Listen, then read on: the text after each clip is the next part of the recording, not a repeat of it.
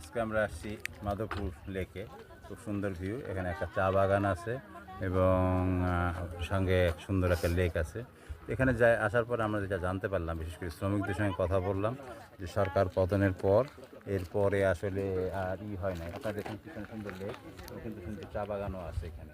কিন্তু এখানে দুর্ভাগ্যজনক হলো যে একটা সরকারি চা বাগান ছিল, ন্যাশনাল টি, কিন্তু সরকার পরিবর্তনের পর এর মালিক এখান থেকে সরে গেছে বা অফিসার এখান থেকে চলে যাওয়ার কারণে এই গত কিছুদিন যাবৎ, প্রায় 2 মাস যাবৎ শ্রমিকরা কোনো বেতন পাচ্ছে না। আপনারা অনেকেই জানেন যে শ্রমিকদের বেতন 2 মাস না, 4 মাস বলছেন শ্রমিকরা। আপনার যেমন একজন শ্রমিকের সঙ্গে কথা বলি, ওনার সাথে কথা বলেন, যে কোনো একজন কথা বলেন। আমরা এখন শ্রমিক, এটা মাধবপুর চা বাগান, কমলগঞ্জ থানা। আর আমাদের চা বাগান 4 মাস চলছে স্যার। চা বাগানের কাজ, বেতন বন্ধ আছে।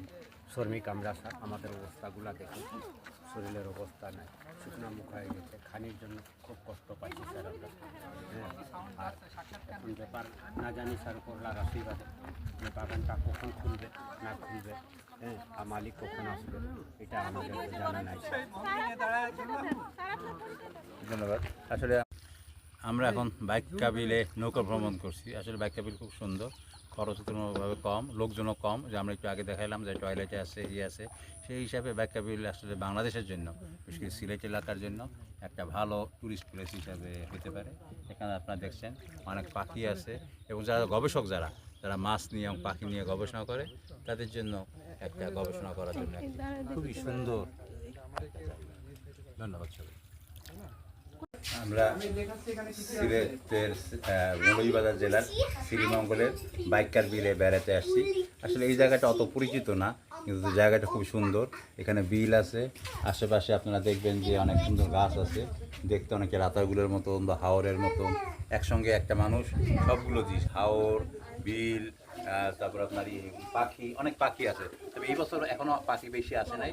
আমরা যেটা শুনলাম যে গত বছর অনেক হাজার হাজার পাখি ছিল। এবার পাখি আমরা দেখতে পাচ্ছি কিছু বক এবং আরও কিছু কিছু পাখি, পানির পাখি দেখা যাচ্ছে। জায়গাটা খুব সুন্দর। আর এখানে ওয়াচ টাওয়ার আছে, যেখানে বেশি উঁচু জায়গা থেকেই দেখতে পারবে। যারা এখনও এই জায়গায় আসে নাই তাদেরকে বলবো যে সামনে সময় দেরি না করে এই জায়গায় আপনারা আসতে পারেন। ইচ্ছা করলে আপনারা এখানে নৌ ভ্রমণও করতে পারেন। বাংলাদেশের ট্যুরিস্ট এলাকা যে অন্যান্য জায়গায় যাতায়াত ব্যবস্থা বা বিভিন্ন রকমের সমস্যা, খরচ অনেক বেশি, সেই হিসাবে কিন্তু আপনারা যদি কেউ আসতে চান এই জায়গাটাকে ভ্রমণ করতে পারেন। ভ্রমণ হিসেবে খুবই সুন্দর।